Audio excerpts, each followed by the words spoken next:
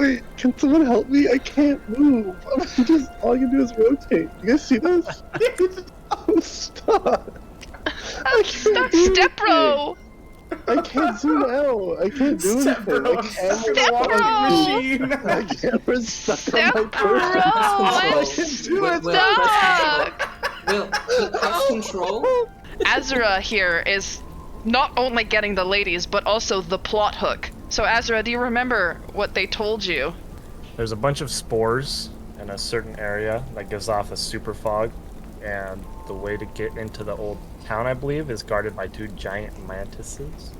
So, you guys now are, well, actually, I don't think you, Hunter, have said to these guys, hey, there's some spores, strangers. Let's go fuck up some praying mantises. Would you like to convince them? Well, from what I've seen, the only actual asset is the dude who's throwing bowls and the guy who can repair gear. Perfection. Okay, it's now morning.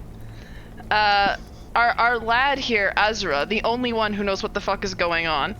Are you going to tell these random people that you have been observing, hey, wanna help me fuck shit up? You know anybody who's worth a shit and can fight? I'm thinking of taking that nice lad over there who can repair gear. He seems pretty efficient. You also toss bowls, but I don't know. You seem like you're comfortable in your life. Bushy Stash over there can take a hit.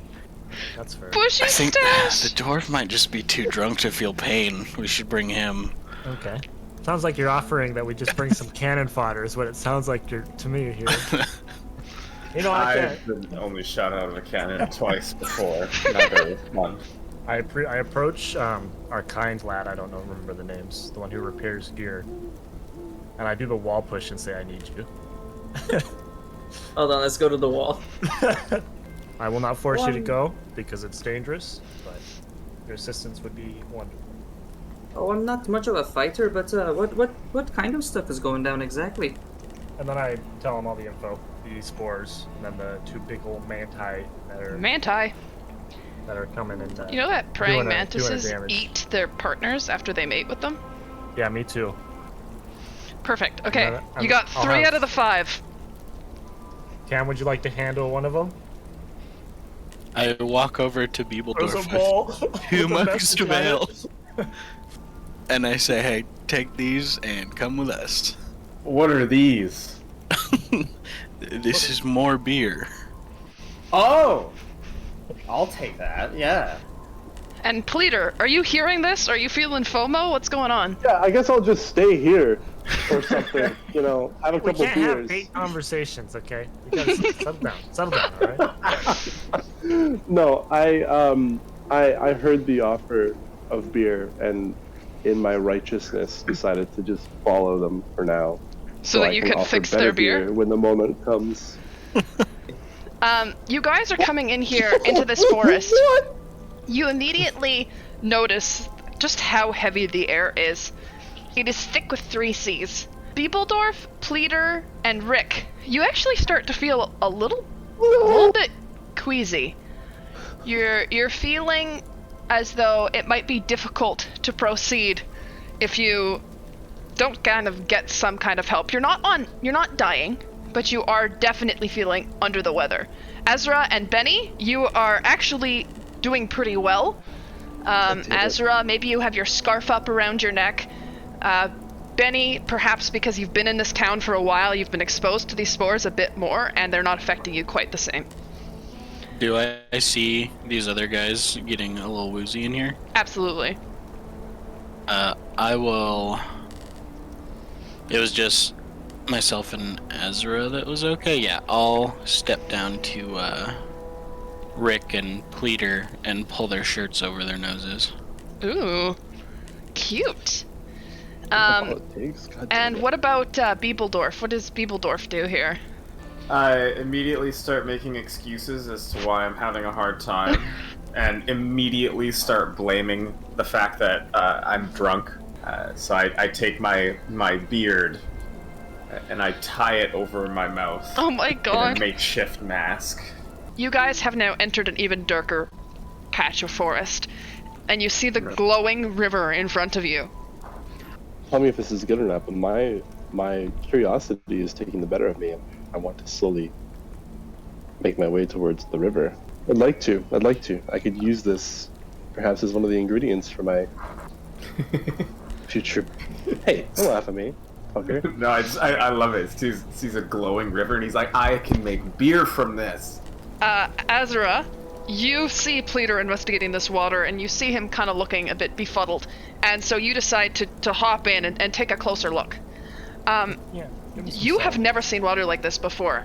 It is, you can tell just from how close you are, it's very cold. But there's no ice and there's no snow around here, but the water is very, very cold. And you get a strong magical energy from this water. You don't necessarily feel that it is a negative or positive energy, but it is very, very strong. You don't know how your flesh sac necessarily would respond to this. You don't know if you should just jump right in and swim across. So you might want to test the waters a little bit, or maybe find a way across before just kind of going gung-ho, because it does have strong magical energy. I do have a possible suggestion to make a makeshift bridge across. Okay. I have a spell called Thorn Whip, and so I can essentially Thorn Whip one of the trees on the other side, and we can attempt to pull it to fall over the gap. To break down. Cast Thorn Whip. It's an attack, I imagine. Beebledorf, you successfully make contact with a tree across. It's quite big, and it does seem to be quite old, so it's not as structurally sound. With the help of your team, you yank and you pull it across. For those of you here, are you ready to catch this tree and help secure it to this other side so you can cross? Nope. I'm 3 feet tall. Yeah, I'll have moved.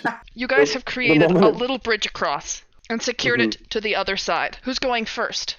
I say we send our biggest, heaviest feller first. Volunteer. I think our biggest, heaviest guy should go last, just in case. Yeah. I think that... I was going to say, shouldn't the... If Sorry. I go Brother, first and I you're end on up the other stuck end. on the other side, I'm going to be pissed. And No Rick one's listening to Rick, pushes so he's past just going for Pleader. it. Rick, can you make a acrobatics check for me? Teaks. Fuck. Thankfully, the bar isn't that high. However, as you're walking across, you do slip, and the water below is not that far, and just your foot touches the water. Can you make a Constitution saving throw? This water, it's so delicious and moist. Yes, 1 second. Okay, Oh, so my you man. dip your foot in the water, and Wow. it feels very, very cold. But you intuitively lift your foot out of the water as soon as possible and shake it off. Who's next? Okay, so you cross. Make an acrobatics check. No problem. You make it across just fine. Good, yeah. No problem. Beebledorf, get over there. Alright. You make it across just fine. Alright, don't eat shit and die. I'm not jumping in the water. Oh, I'm gonna. With ease. You do this so gracefully, you just kind of stroll across. Everyone kind of wonders how Rick fucked up so bad. Well, I was gonna jump it, but it's 10 feet too far for me. He just jumps over. Guys, fucking the Hulk here. As I'm crossing this log, I'm gonna stab my sword into it to give myself more stability. Okay, make an acrobatics check with advantage. Yeah. Just I to have get a a bit more minus- traction. I have -1 to acrobatics, so I needed something to help. You needed help. Motherfucker. I have +4. We rolled the same thing, you piece of shit. You get into this deeper part of the forest. You kind of cross over this little rocky area, and you end up back on the path. Can you guys make a perception check for me? No, I don't see shit. Actually. Sure, Sam. Oh, Rick, Rick don't see Rick shit is either. legally blind. Holy I shit, fucking I've swear. never had What? so many people be so bad at rolling. Guys kind of push through. As you get through to this edge of the path, the rocks are very tight, and there are like kind of branches hanging over, creating a little bit of a canopy, and you have to duck to get through.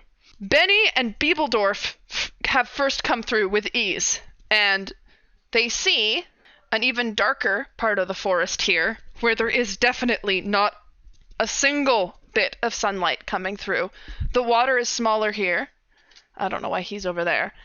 And you see two praying mantises standing on this path here.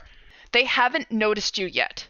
I put my arms in front of the three stooges back here to make them stop and pay attention. The three of you, three stooges, now have been stopped, and your attention has been drawn to the two praying mantises in front of you. How do you guys proceed? Do you want to be sneaky? Or do you just want to go balls to the wall and start running up to these guys? Yeah, I've never been one for stealth. So you guys see Benny draws your attention, trying to kind of, hey, slow down. Azereth starts seeing red and just starts running.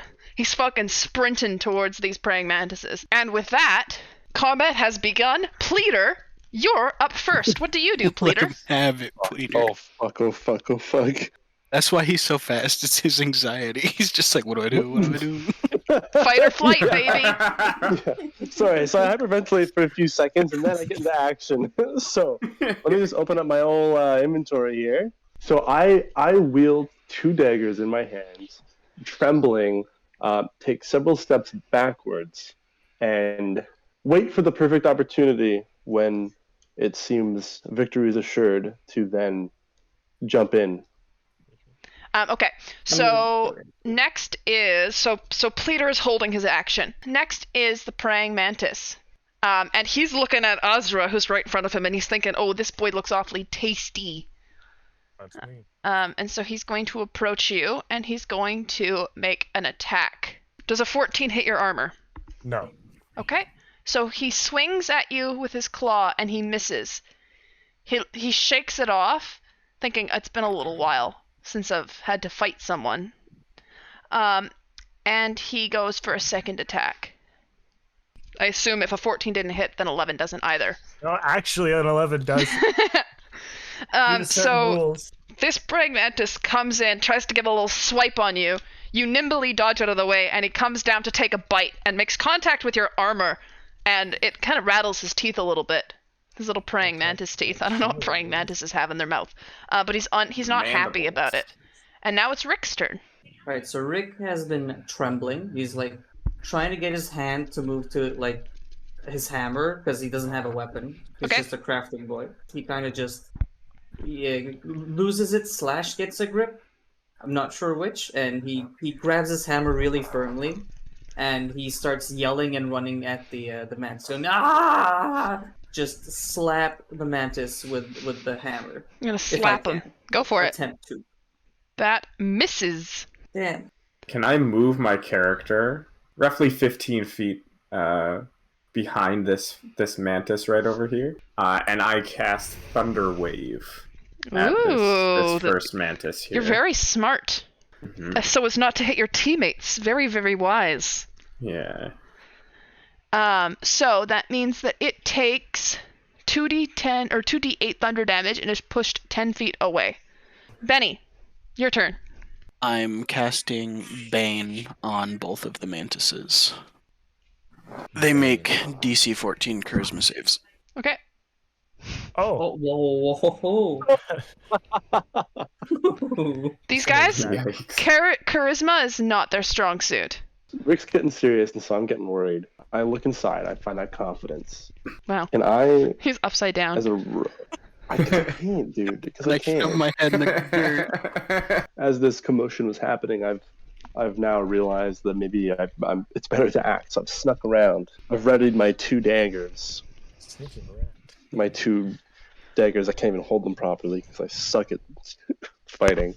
So, Pleader, you actually do hit with your first attack there. See you in the fucking graveyard, you praying mantis piece of shit. Praying Mantis 2, he's thinking, maybe I'll have a better chance against this fucking nerd. Yeah, come at me. I'm about to die. So 13 hits, and the praying mantis just did 14 damage to you. I have entered the grave. You guys see this praying mantis looking around for vengeance, taking his eyes off of Azura for a moment and just lashing out with his claws at Rick standing beside him. And you see Rick go from standing up looking pretty healthy to down on the ground. Shit. Holy shit, I disappeared. He's dead, man. Hopefully I hit this one who just took down my buddy. No. No, Unless... you're very close. As my bonus action, I'm gonna slap Pleader right on the ass with healing hands for 1 health, so he's not dead. Oh, Rick, you mean?